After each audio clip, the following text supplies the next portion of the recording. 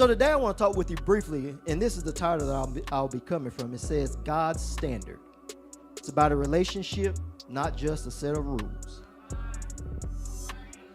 God didn't call us to be so religious that we don't have a sound, firm foundation in the relationship with Him to do what He's called us to do. God called us to have a relationship. So the subtopic is understanding the nature of God's standard.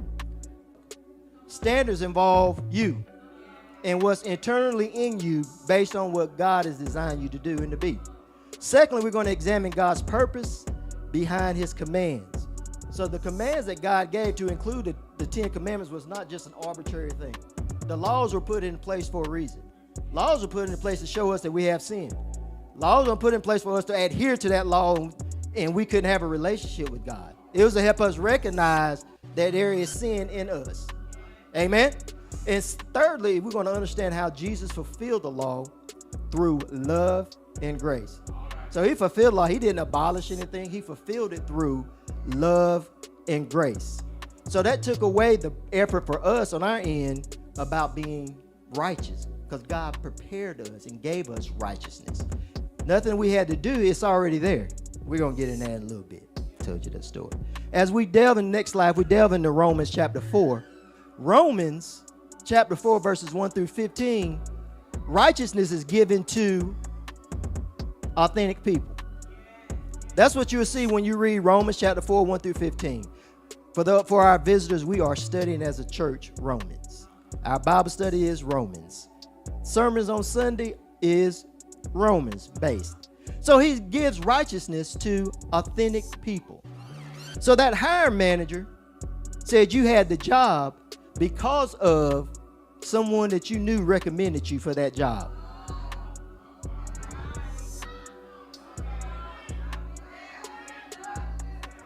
Somebody recommended you. Now you went in there toe up. Lord, forgive me for saying toe up, but you went in there, you ain't had what you needed. But because you knew somebody that you trusted to give you information or give that hiring manager information about you, you got the job.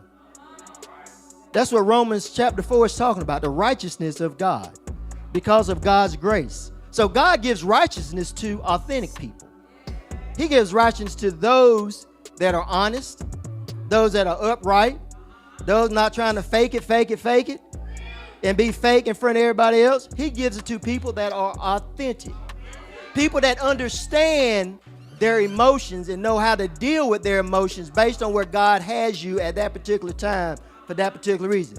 So a person that's authentic understands their emotions. They understand their motivations for what they do, when they do it, how they do it. They're not doing it to get something out of it. The motivation is pure because it's righteous. It's not self-righteous because of pride. So God gives righteousness to authentic people. And then if you delve a little bit further in the chapter, I'm trying to push you all on. Read Romans chapter 4 and 5. That's what we're in Bible study on Wednesday. Verses 16 through 25 tells you that righteousness is given to the people that God trusts. People that believe in God receives the righteousness of God.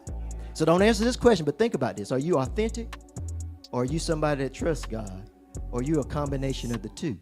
If you are not either one of these, you may not be living by God's standards, because remember, God's standards is internal. It helps you change your own behavior when you recognize that you're not living up to par. Amen. Let's just say, for instance, you walking in salvation, or you getting saved. When you get saved, so many of us think of salvation and don't want to get saved because I got to do this. I got to get this part ready. I got to do this. I got to do that before I can get saved and walk in the presence and walk with God. That is so untrue.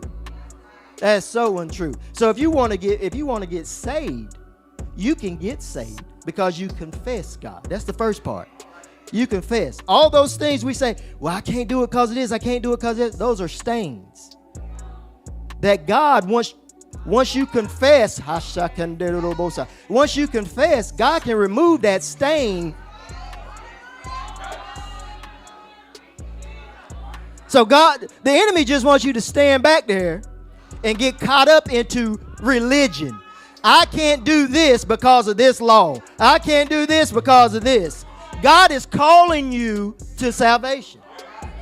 Because when he calls you to salvation and you confess it, that stain that you have, he cleans it and puts the blood on you. So he doesn't see you as what you were when you came to this podium to give yourself to God. Once you confessed it, you put your stain out there. You put your stain out there for him to remove it. So at that point, he sees you as a finished work. He sees you as complete. We got to stop looking at ourselves of where we are at the present time. Salvation cleanses you from your past. It cleanses you from your present. And it also cleanses you from your future. But we get so caught up into what we are presently in or what our past is because of the stain that we see.